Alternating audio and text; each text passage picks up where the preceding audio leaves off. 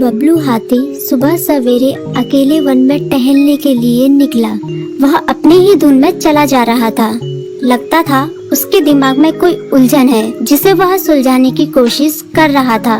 सड़क पर आगे बढ़ते ही उसके सामने चीकू खरगोश भागा। बबलू का पैर उसके ऊपर पड़ने ही वाला था कि चीकू जोर से चिल्लाया। उसकी आवाज सुनकर बबलू ने अपना पैर पीछे खींच लिया। कहाँ खोए हो बबलू भाई? कहीं नहीं, बस कुछ ऐसे ही सोच रहा था। किस बारे में?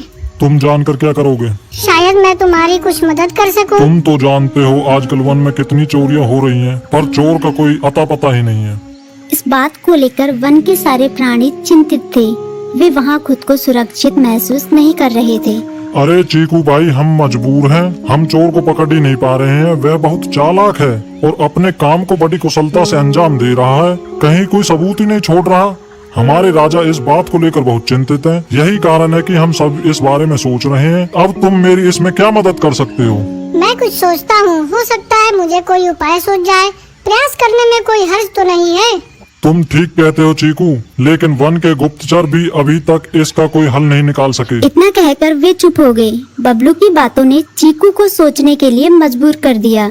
चीकू को उदास देखकर बबलू बोला, तुम अपना मन छोटा मत करो। मुझे अच्छा लगा कि तुमने मेरी परेशानी को समझा। कभी मैं भी इस वन के लिए गुप्तचर का काम करता था। एक बार मेरी टांग टूट जाने से मेरे अंदर फुर्ती नहीं रही। तब से मैंने यह काम छोड़ दिया। चीकू, तुम चाहो तो यह काम दोबारा कर सकते हो। वन के प्राणी ज्यादातर दिन में भोजन की तलाश करते हैं, वे रात को आराम करते हैं। तुम दिन रात दोनों में ही भोजन की तलाश में निकल सकते हो सकता है रात को तुम्हें कुछ ऐसी बातों का पता चल जाए जो हमारे काम की हो।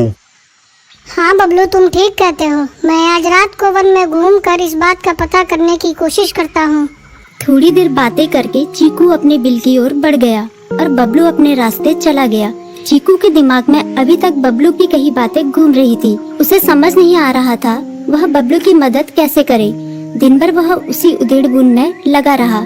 शाम होते ही चीकू कुछ सोचने लगा और वह चुपचाप बिल से बाहर निकल आया। चीकू की पत्नी ने देखा तो बोली, इस समय कहाँ जा रहे हो? बाहर खतरा है। खतरा तो सुबह भी रहता है, लेकिन खतरों से डर कर हम भूखे तो नहीं मर सकते। मैं बाहर घूम कर आता हूँ। इतना कहकर चीकू रात को बिल से बाहर निकल आया। कुछ दूर जाकर उसकी नजर बंकू उल्लू पर पड़ी, जो कुछ ही दूरी पर था। वह पेड़ की डाल पर बैठा अपनी गर्दन चारों तरफ घुमा रहा था। वह तेजी से पेड़ की एक डाल से दूसरी डाल पर उड़ रहा था। बंकू की नजर उस पर नहीं पड़ी थी। कुछ सोचकर चीकू पेड़ के पीछे से बाहर निकलकर थोड़ी खुली जगह पर आ गया और वहां से बंकू उल्लू को देखने लगा। बंकू ने चीकू को अंधेरे में भी देख लिया, पर उसने उसमें कोई उत्सुकता नहीं दिखाई और अपनी गर्दन चारों ओर घुमाता रहा। चीकू बड़ी देर तक बंकू की हरकतों पर नजर रखे रहा। वह थोड़ी देर तक खुले मैदान में खड़ा रहा, पर बंकू ने उसे देखकर भी अनदेखा कर दिया। उसने महसूस किया कि बंकू के आसपास चमकू चमगादड़ भी मंडरा रहा था। कुछ देर वन में घूमने के बाद चीकू अपने बिल में लौट आया और सुबह होने का इंतजार करने लगा। अगली सुबह बबलू उसी रास्ते में जा रहा था। रास्ते में चीकू उसका इंतजार कर रहा था।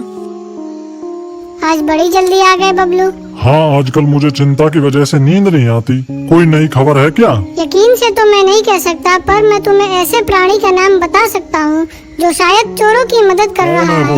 बंकू उल्लू। इतना कहकर चीकू ने रात की घटना उसे ज्यों की त्यों सुना दी। इसे सुनकर बबलू का माथा ठनका। बबलू की आंखें चौंधिया गई। तुम ठीक कह रहे हो। मुझे आज रात बंकू और चमकू पर नजर रखनी होगी। इतना कहकर वे दोनों अपने अपने रास्ते चले गए। बबलू रात को अपने साथियों के साथ बंकू पर नजर गड़ाए रहा।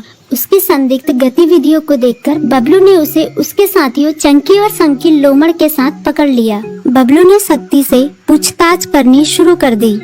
तुम इस समय बंकू चमकू के साथ क्या कर रहे हो? हम चारों दोस्त हैं, इसलिए साथ बैठकर बातें कर रहे हैं।